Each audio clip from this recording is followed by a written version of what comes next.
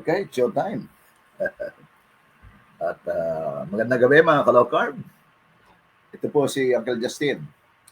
Maligayang pagdating dito sa ating kwentong low carb, episode 106. Sa gabing ito, magiging paksa natin ang isa sa pinaka-importante bahagi ng ating low carb journey. Ang tawag natin sa ating paksa ngayon ay ang nutrient-dense food sa unang 3 buwan ng ating healing period. Ibig sabihin sa ating pagsisimula ng low carb journey. So, ang unang 3 buwan, mga ka-low carb, natin habang tayo sa low carb journey ay panimulang nagpa-practice ay very critical. Very critical ito sapagkat dito nagsisimula ang ating katawan sa pagbawi mula sa stress, pagbawas ng inflammation, at syempre pag-stabilize ng blood sugar at blood pressure. Kaya napakahalaga na dapat alam natin kung ano ang mga pagkain na tunay na nagpapalakas at magpapagaling sa ating katawan. Tinugurian natin ito na mga healing foods. Ang mga healing food na ito ay tugma sa tinatawag nating ancestral diet na sinusuportahan ang natural na metabolismo ng ating katawan at napapabilis ang healing process ng ating sistema. Dito rin natin masusunod ang ipinalaganap na prinsipyo ni Hippocrates. Siya ang tinaguriang father of medicine. Ang sikat na prinsipyo niya dito ay ang let thy food be thy medicine and thy medicine be thy food. Tandaan natin mga ka-low carb, ang tunay na healing food ay number 1, karne. Lahat ng klase ng karne. Kabilang dyan ang red meat. Number 2, isda. Lahat ng klase ng isda at seafoods for that matter. No? At pangatlo ay itlog. Lahat ng klase ng itlog including balot. At pang-apat ay ang lahat ng tinagurian nating healthy fats. Ang healthy fats ay pangunahing binubuo ito ng talo, mantika mula sa taba ng baka, lard, mantika naman mula sa taba ng baboy, at iba pang mga animal-based na mga fat and oil, ano? Including chicken oil. Ano?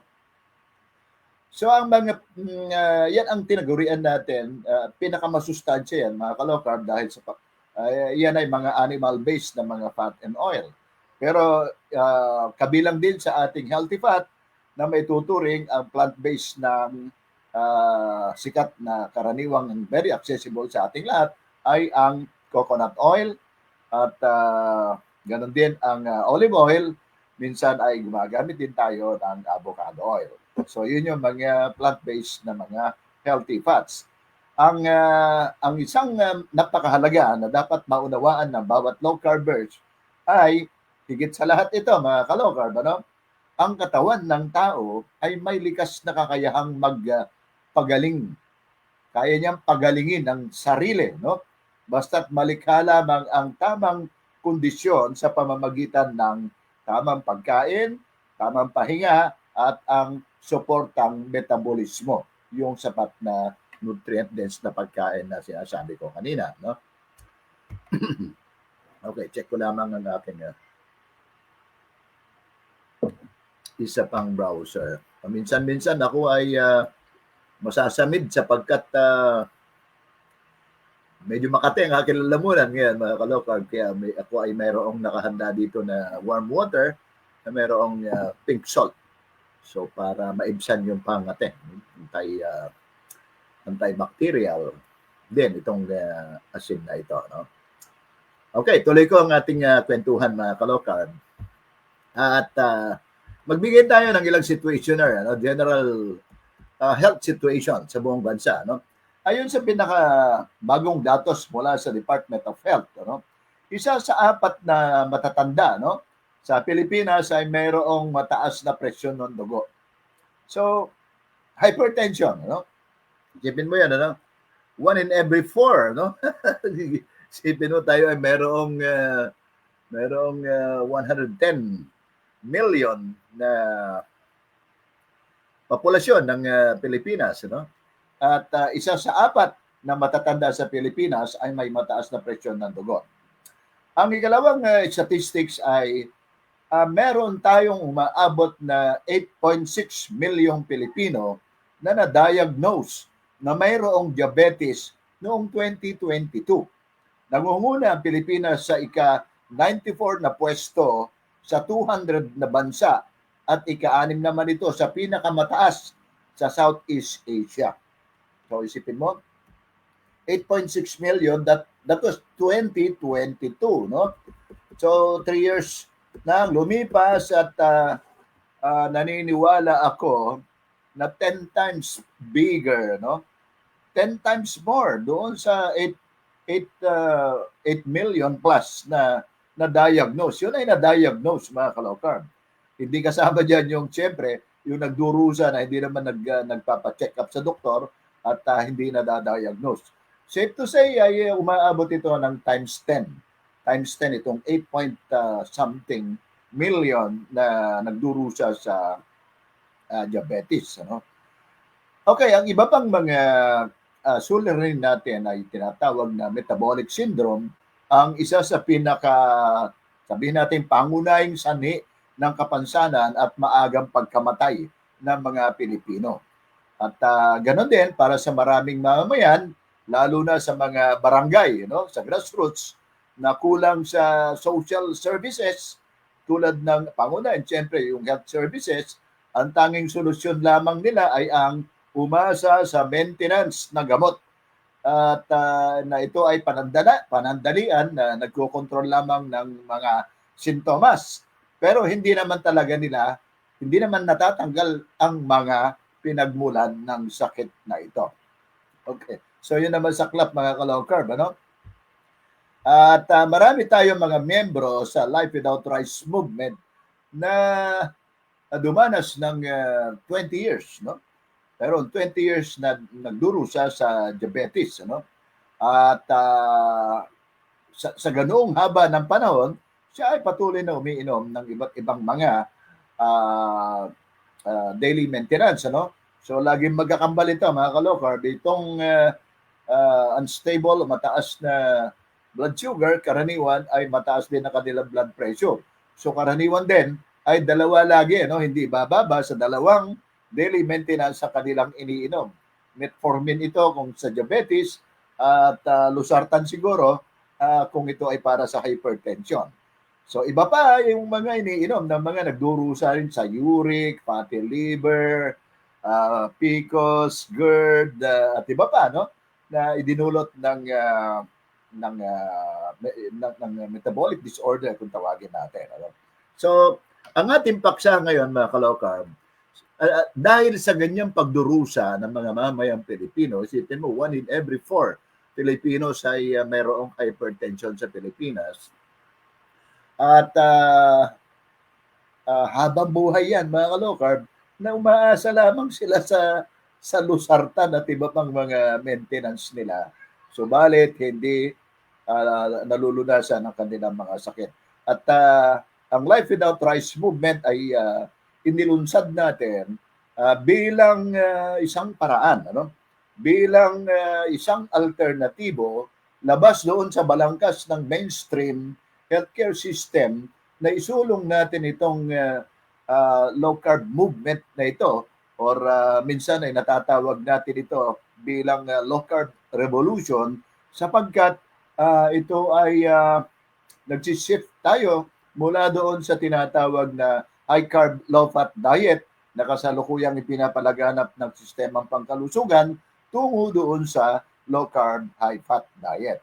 Okay, so ito ang ating magiging paksa ngayon. Sa unang 3 buwan ng ating practice ng low-carb, ano ang karaniwan nating ginagawa? Pag i-discuss natin yung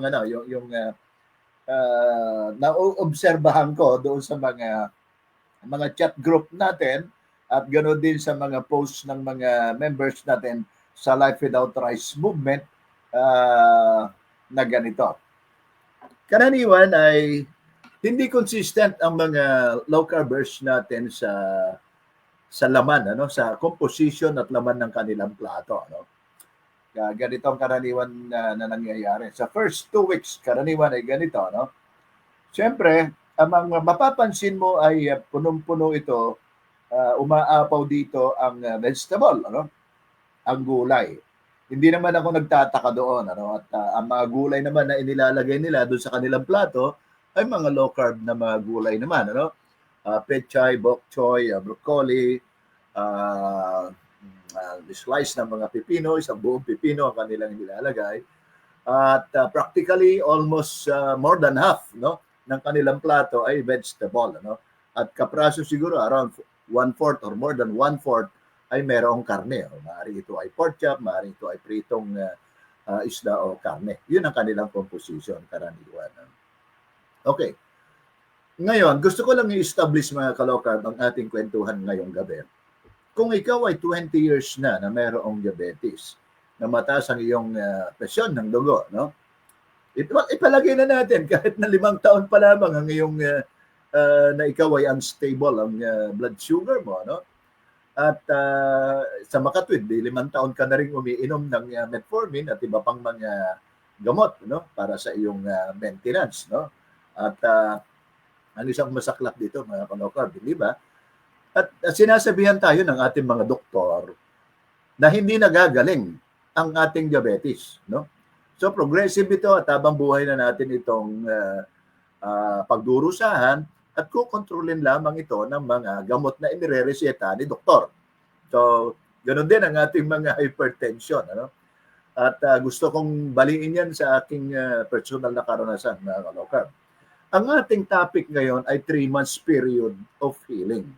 Pero ang aking karanasan, i-share ko lamang sa inyo, mga kalokar, briefly, na ako ay mayroong hypertension ng 7 years na umiinom ako ng Micardis. Yun yung aking daily maintenance. At pangalawa, ay meron akong hormonal imbalance at yun yung hyperthyroidism na umiinom din ako ng another daily maintenance 3 beses isang araw. 7 taon kong ininom yan. Hindi gumaling.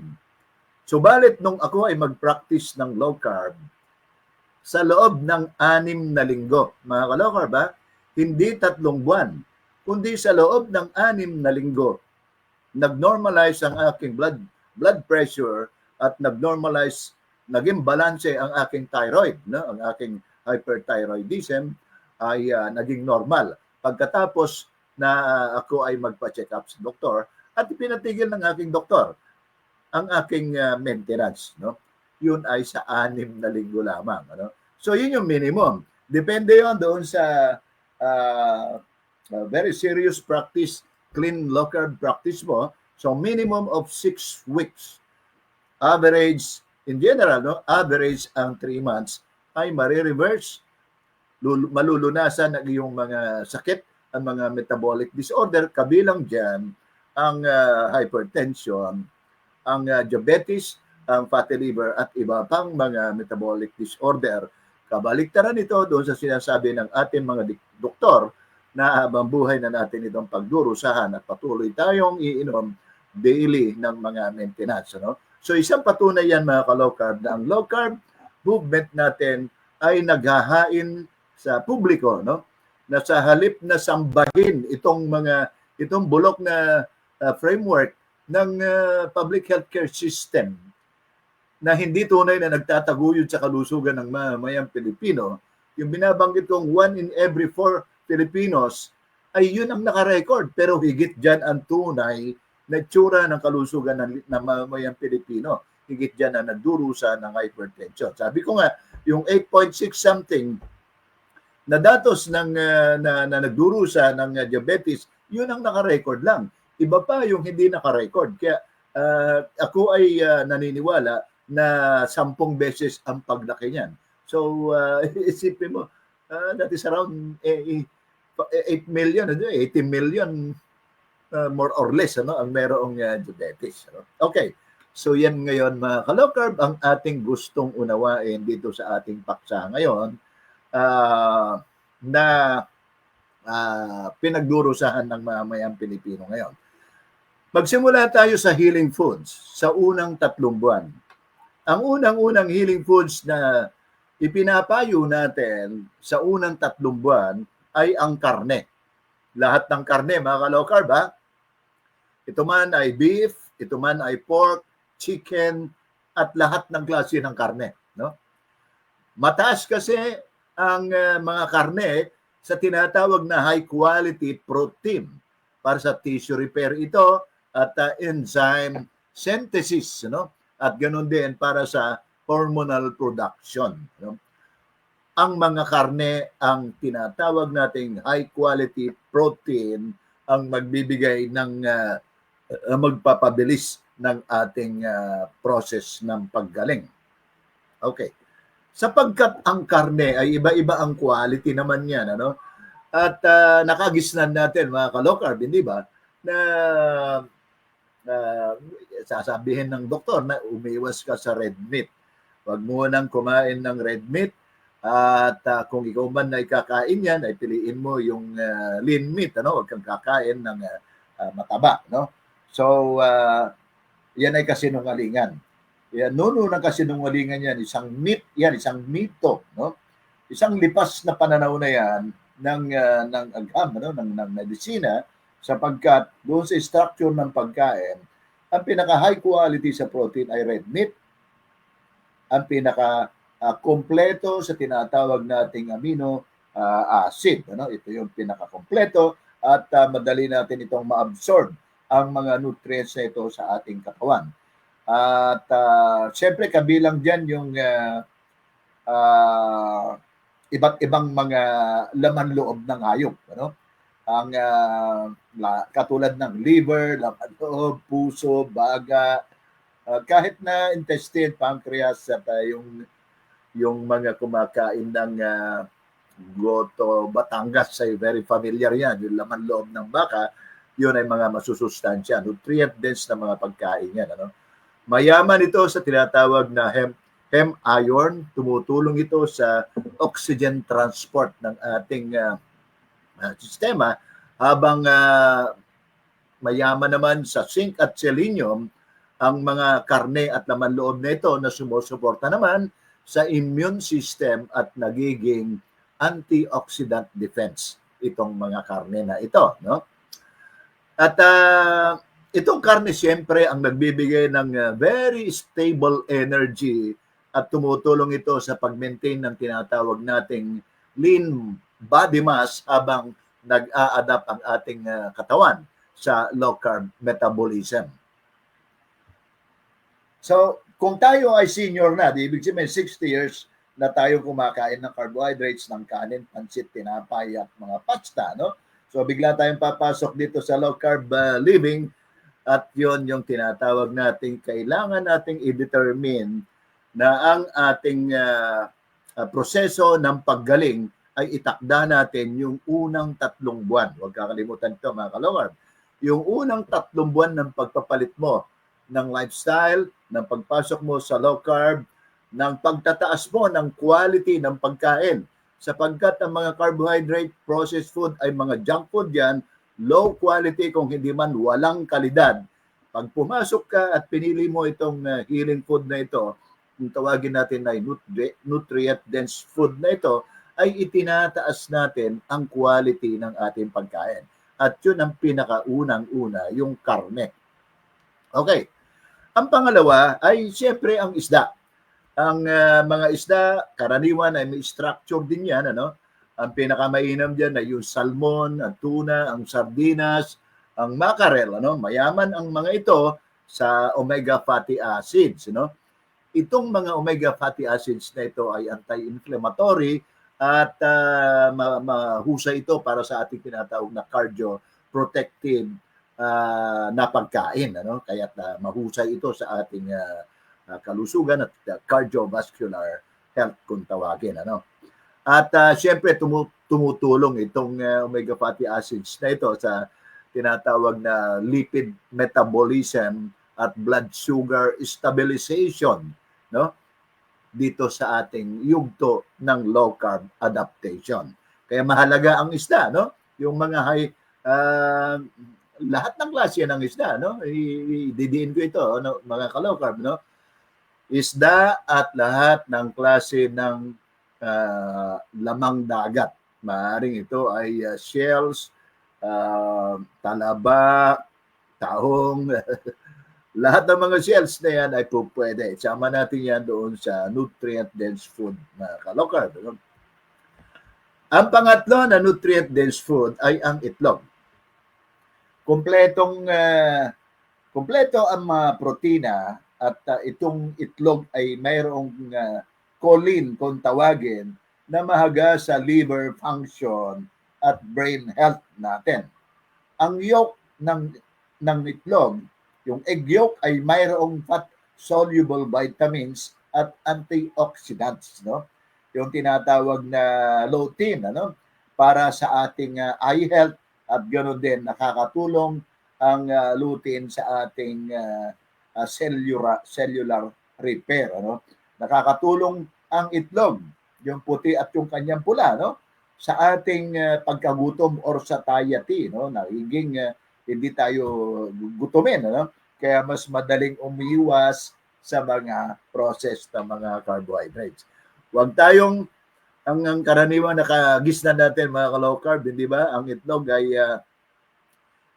ipinapayo ng mga doktor na umiwas sa pagkain ng maraming itlog, lalo na umiwas ka doon sa pagkain ng egg yolk, yung pula nito, sapagkat ito ay nagdudulot ng bara sa iyong artery at magiging cause ito ng iyong heart attack. So yun ang mga panakot nila, no?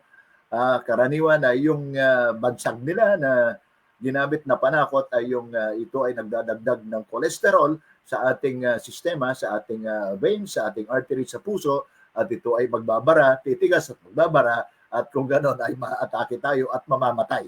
Yan ang kanilang mga panakot. Subalit walang katotohanan ang mga panakot na yan. Ano? Ang pinakamasustansya na pagkain, isa sa mga pinakamasustansya na pagkain at accessible, ano, ay itlog. Lahat ng klase ng itlog, mga ka-low carb, including balot. Kumain tayo ng maraming balot. Ako ay, on the average, nung nagsimula ako ng low carb sa first 6 weeks, ay pinakamababa ko ang kain daily na 4 na piraso ng itlog. Either nilaga ito or prito. Hanggang kalaunan ay kumakain ako ng hanggang 8-10, no? 8 to 10 pieces ng itlog sa maghapon, ano? Karaniwan kasi ay twice a day ako kumakain, 4 na piraso sa alas 12, yun na aking first meal, at another 4 naman na piraso ng itlog sa aking second meal na alas 6. So unti-unti nag-a-adapt ang ating sistema at yun ang kailangan nating maunawaan na huwag matakot sa mga protina at itlog na yan sapagkat yun ang tinatawag nating healing food. Okay. Nabanggit ko na ang tatlong nutrient-dense food. Ang karne, ang isda, at itlog. Ang pang-apat, mga ka-low carb, ay isa sa pinakamahalaga rin na nutrient-dense food doon sa ating tinatagurian na ancestral diet, ang healthy fats. Ang healthy fats ay ginawang panakot din ito ng mainstream, lalo na ng food industry, sapagkat gusto nilang ilako ang kanilang mga vegetable oil, ang kanilang seed oil. Ito yung mga langis na pang-lubricate, ano, pampadulas ng makina at engine ng kanilang factory, at binansagan nila at nirepackage nila ito at tinaguri ang healthy oil, ano. Okay, so ang healthy fats ay tinutukoy natin ay nagmumula doon sa tinatawag na number 1, mga yung nabanggit ko kanina na sa ating pabungad na taba mula sa baka, talo. Yung taba mula sa yung oil na na-extract mula sa taba ng baboy, yun yung lard. At yung taba na na-extract sa mga balat ng mga hayop tulad ng chicken skin, ano? Ang lahat ng mga animal-based na fat and oil ang pinaka-high quality na healthy fats. So dalawang klase ang ating tinutukoy dito na healthy fats, mga ka-low carb, na allowed sa ating kalusugan, ano? Para sa ating process ng healing. Animal-based na mga oil or healthy fats at plant-based na mga healthy fats. Ang allowed naman sa atin ay ang plant-based na tinatawag nating coconut oil, olive oil, at avocado oil. So isinasama natin yan. Siyempre may mga butter tayo, lalo na yung grass-fed butter o kaya yung nabanggit ko kanina, yung taba ng mga isda, yung mga fatty fish na yan. Yan yung mga masusustansyang fats. Ano? Yun yung healthy fats.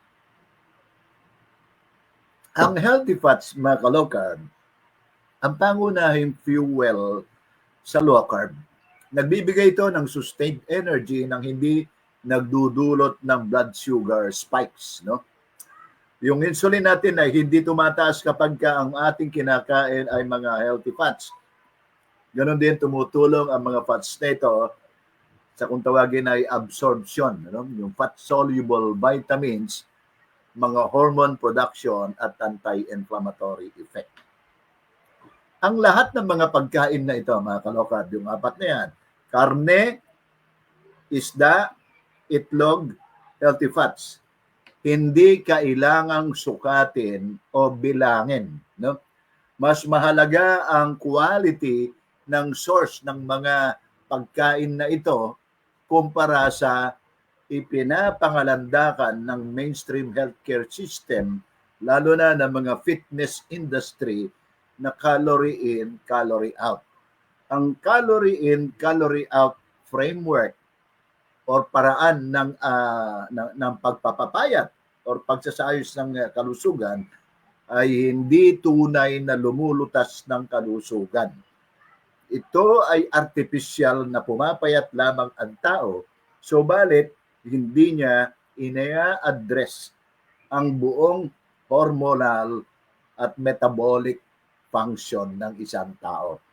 Walang kinalaman sa metabolismo, sa kalusugang metabolismo, ang calorie in at calorie in out. Therefore, marami sa ating mga low carbers, hindi lang sa mga baguhan, na hanggang ngayon ay nagbibilang, nagsusukat, sinusukat nila ang kanilang kinakain. Kailangan nating unawain na hindi ganon ang ating practice dito sa low carb movement. Hindi kailangan sukatin, hindi kailangan timbangin. Check ko lamang ang ating browser, mga ka-low carb. Ako ay okay.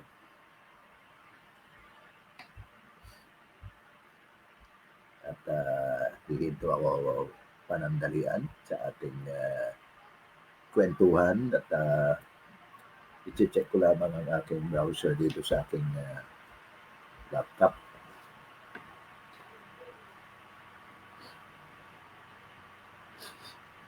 Okay. Balik tayo sa ating kwentuhan. Ano? Ang mahalagang prinsipyo, mga ka-low carb, dito sa unang 3 buwan, ano, ay ang prinsipyo ng low carb healing. Napakahalaga. Ang unang 3 buwan ay tungkol sa nutrient density at metabolic healing. Hindi ito tungkol sa calories or pagtimbang ng pagkain. Uulit ko, hindi kailangan timbangin o bilangin ang pagkain gaya ng ginagawa ng mainstream na calorie in, calorie out. May mga doktor pa nga ako ng low carber na nagpapalaganap nito eh. Sinusukat yung mga pagkain, nagbibigay ng mga recommendation. Hindi po kailangan yon. Ang katawan ay natural na nag-a-adjust sa appetite at energy na pangangailangan nito kapag puro healing foods ang kinakain. Ibig sabihin, kapag puro karne, itlog, isda, at mga healthy fats ang kinakain, hindi mo kailangan bilangin ang mga calories ng mga yan. Ang pagsunod natin sa ancestral diet principles ay nagpo-promote ng faster healing, better metabolic adaptation, at sustainable long-term health. Sinusuportahan natin ang prinsipyo ni Hippocrates. Let thy food be thy medicine, and thy medicine be thy food. Sa low-carb healing, bawat pagkain ay aktibong nagpo-promote ng paggaling at pagpapanatili ng kalusugan. Tandaan natin ito, mga ka-low-carb. Nabanggit ko kanina, ang katawan ng tao ay may likas na kakayahang pagalingin ang sarili. Basta't malika ang tamang kondisyon sa pamamagitan ng pagkain, pahinga at metabolic support. Therefore, ulitin ko bago tayo magwakas dito sa ating kwentuhan na ito. Ang tunay na healing food, karne, isda, itlog, healthy fats. Hindi carbohydrates, hindi fiber. Ito ang nagbibigay ng sustansya at metabolic support na kailangan sa unang 3 buwan ng ating low-carb healing. Kung itatanong ng mga low-carbers, marami nagtatanong kahit kanina, no, nasilip ko sa ating GC. Tinatanong nila ano ba ang vitamins na maaaring inumin sa low-carb.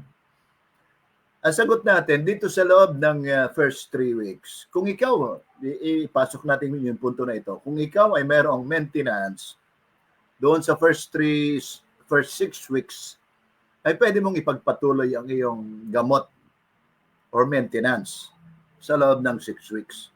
After ng 6 weeks, pwede ka nang taper down, ipaliitin ang dosage or hanggang sa mawala ito. Batay sa iyong pagkonsulta sa iyong doktor or low-carb coach kung meron man. Subalit pagkatapos ng 6 na linggo, ibig sabihin yung unang 6 weeks sa loob ng 3 months nating healing process, hindi na kailangan ng mga vitamins. Hindi na kailangan ng mga supplement, ang mga gatas. Hindi na kailangan yan, mga ka-low carb. Ang ating nutrisyon ay manggagaling doon sa nutrient-dense na pagkain. Karne, isda, itlog at healthy fats. Pangalawa, hindi rin natin kailangan ang tinatawag na keto-friendly products. Ang mga tinapay na mga tinagurian nilang keto food, mga coconut flour, almond flour, yun ang inilalaw. Itinitinda, no? Napakasipag nila magbenta ng ganyan. Inililinaw ko mga ka-low carb. Totoong low carb ang mga produkto nila, subalit salat yon sa nutrisyon. Walang sapat na protina, walang sapat na fat, walang fat and protein, yung mga keto-friendly. In general, ang mga keto-friendly products na ito ay nasa kategorya ng modern food. Ito ay produkto ng modern food, nasa balangkas siya ng modern food, hindi siya nasa kategorya ng ancestral diet. Walang ganyan pagkain ng ating mga ancestors, no? Walang cookies, walang milk tea, walang no sugar na mga soda. Hindi kailangan yan. Ang mga keto-friendly products na ito ay magpapadelay, magsasabotahe ng ating paggaling. Ito ay sabihin nating sa halip na gumaling ang iyong diabetes, ang iyong hypertension, fatty liver, etc., sa loob ng 3 buwan, umabot ka ng 1 taon na hindi pa gumagaling ang iyong, hindi pa na-stabilize ang iyong blood pressure, ang iyong blood sugar. Sa katunayan, meron akong nakikita doon sa ating mga chat group, mahigit 1 taon na, almost 2 years na nagpa-practice ng ng low carb. Subalit, unstable pa rin daw ang kanyang blood sugar at blood pressure. Siya makatwid, hindi seryoso, hindi tunay na low carb healing ang kanyang kinakain. Kumakain siya ng mga lason, ng mga carbohydrates, ng mga processed foods, ng mga junk food kung tawagin natin. So, hindi dapat umabot ng 1 taon or higit pa ang iyong paggaling. Sa loob ng 3 buwan ay dapat magaling ka na. Sa akin nga, binabanggit ko, sa loob ng 6 na buwan, 6 na linggo, rather, ay nawala, na-stabilize ang aking blood pressure. Meron din mga ka-low carb na nagpa-practice ng ganito, na akala nila mabuti para sa kanilang katawan, nag-cheat daw sila. Meron tinatawag silang cheat day, no? Sa halip na cheat meal, tinatawag nilang cheat day. Minsan nga, yung cheat meal na yon, cheat day, tinatawag din nila na nadapa na sila at nahihirapan silang bumangon. Pagka gano'n ang ating mga low carbers, mga ka-low carb, huwag niyong asahan na gumaling tayo batay sa prinsipyo ng nutrient-dense food at yung let thy food be thy medicine na sinasabi ni Hippocrates at alinsunod doon sa tinatawag nating nutrient ancestral diet ng ating mga ninuno. Kung inihahalo natin doon sa first 3 months ng ating healing, ulitin ko, healing process ang ating objective. So, kailangan gumaling tayo sa loob ng 3 linggo na yan, 3 buwan na yan. Kung kanina, binabanggit ko, mga kalokab, last point ko na ito, ang ating oras ngayon ay 7:38, Sa unang 6 na linggo, na-stabilize na, let's say, na-stabilize na ang iyong blood sugar, ang iyong blood pressure. Sapagkat meron tayong kaso, meron tayong mga karanasan na sa unang 4 na linggo ay na-stabilize ng kanyang FBS. So, meron din tayong karanasan na 3 months ay hindi pa unstable pa. So, meron tayong i-recommenda na tool liban sa low carb. After ng 6 weeks, ikaw ay fat adapted na, ang iyong fuel ay galing na sa fat instead na galing sa carbohydrates or glucose. Kailangan na natin mag-practice. Subukan na natin ang intermittent fasting. Ang intermittent fasting after 6 weeks ay pwede na nating subukan ang 2 meals a day. Hindi na i-skip na natin ang ating breakfast. Ang first meal natin ay 12 noon. Ang ating next meal ay 6 p.m. Kailangan hindi ka lalagpas ng 6 p.m. Para yung 6 p.m., meron kang tinatawag na pahinga ng ating sistema, ng ating digestion ng 18 hours. So that is 18-6 kung tawagin. At pagkatapos niya na masanay na ang iyong katawan sa 2 meals a day, subukan mo rin ang 1 meal a day. So maaaring gawin mo ang OMAD ng Saturday at Sunday. Yung the rest ay TMAD. Yun yung gagawin mo sa susunod na 6 na linggo para hanggang sa makumpleto mo ang 3 buwan. Yung dalawang yun, mga ka-low ang kombinasyon ng ating mabilis na healing. Low carb and intermittent fasting.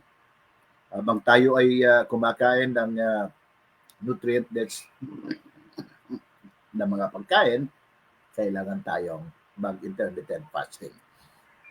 Bago tayo magwakas mga ka-low carb, ay gusto kong ilinaw lamang na ang ating tinatawag na 3 buwan na ito ay general practice ito, general experience.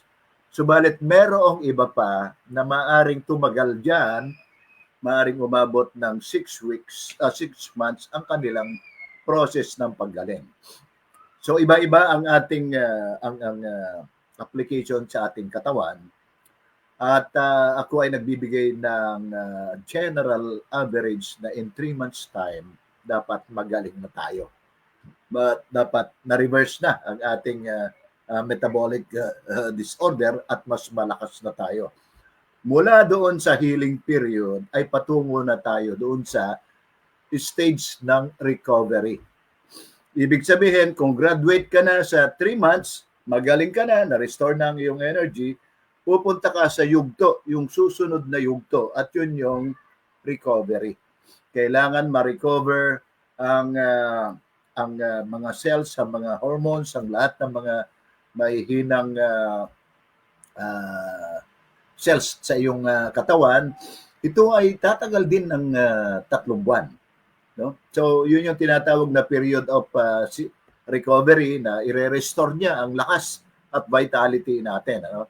Mas magiging stable ang blood pressure, ang blood sugar, at ganoon din yung ating mental clarity at mas magandang sleep quality at mas matatag na energy level.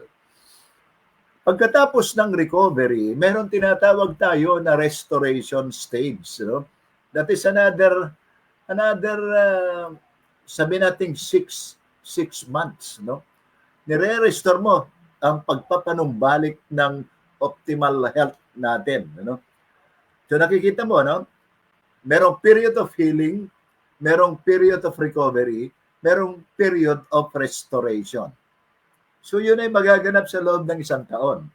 At yun ay tinatawag na ganap na may babalik ang iyong metabolic health at mas matatag na ang iyong immune system at mas malusog na ang iyong mga organs. Ano?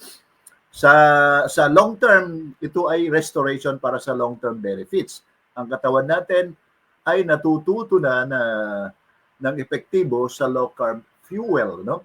At nare-repair na niya ang kanyang mga damage na mga cells at nagkakaroon ng mas malalim na resistance laban sa mga sakit. At ang pinakamahalaga dito, siyempre, ito ay tinatawag na nating pumapasok na tayo doon sa dating makitid na pananaw na ang low carb ay isang diet, pumapasok na tayo doon sa broader definition ng pag-sustain ng tinatawag nating lifestyle. Kaya pagkatapos ng restoration stage, no? Papasok tayo sa sustaining stage. Paano mo ngayon i-sustain yung mga tagumpay mo na yon, yung health benefits mo na yan, ano? So lahat ng yan ay magaganap sa loob ng 1-year process. Kaya 3 months na healing period at another 3 months para sa restoration, another 3 months para sa iyong recovery, at another 3 months para sa iyong pag-sustain ng iyong mga tagumpay na ito. At dito natin tatapusin mga ka-low carb, mga ating kwentuhan ngayong gabi. At para sa ating, bago tayo tumungo doon sa pag-check sa ating mga followers, ay at may shout out sila, nililinaw natin na ang proseso ng paggaling ay kailangan nating maunawaan ang tunay na framework ng ating foundation. Ito ay foundation, mga kalokan. Hindi ito fad. Hindi ito pang ilang buwan lamang, ano? ito ay isang framework ng health system sa atin na hindi kayang ibigay ng mainstream healthcare system ng lipunan Pilipino. Sa ating kamay ay kailangan natin kunin ang pagsasaayos ng sarili nating kalusugan, empower ang ating sarili, ang ating mga community, ang ating pamilya, at manatili tayong malusog na hindi nakadepende doon sa mga daily maintenance na ito. Tandaan natin mga kalokar, ang tunay na healing ay nagsisimula sa tamang pagkain. Ang katawan natin ay may likas na kakayahan na pagalingin ang sarili.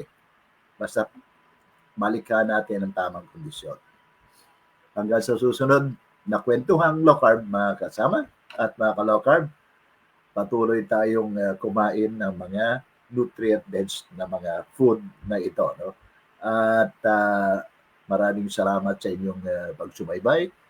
At tumungo tayo sa ikalawa at huling bahagi ng ating kwentuhan. At tignan natin kung i-try natin i-shout out ang ating mga followers. Si Bebot Magpantay. Good evening po, sabi ni Bebot. Magandang gabi, Bebot.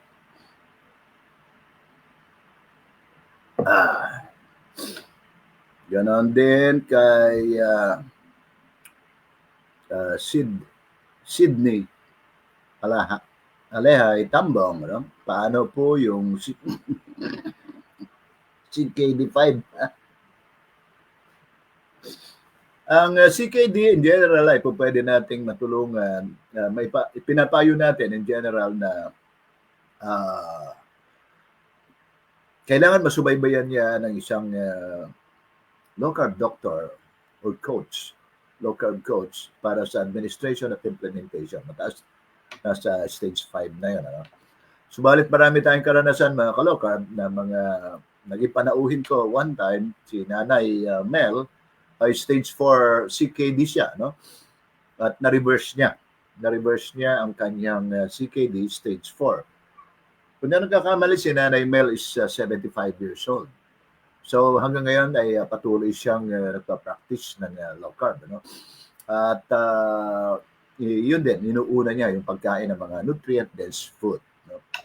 So mag-PM po kayo sa akin at para matingnan natin ang iba pang mga detalye ng inyong concern. By the way, hindi po ako doktor. Ako po ay low carb practitioner at nagko-coach tayo sa ating mga community ng Life Without Rice movement. Shout out din kay Sinus Amisona. Good evening, sir. Sabi niya. So si Mercy, tinag niya mga kasama niya. No? Maraming salamat sa iyo, Mercy. At shout out din kay Edward Hines Ravara. Good evening, sir. Keep it up. Maraming salamat.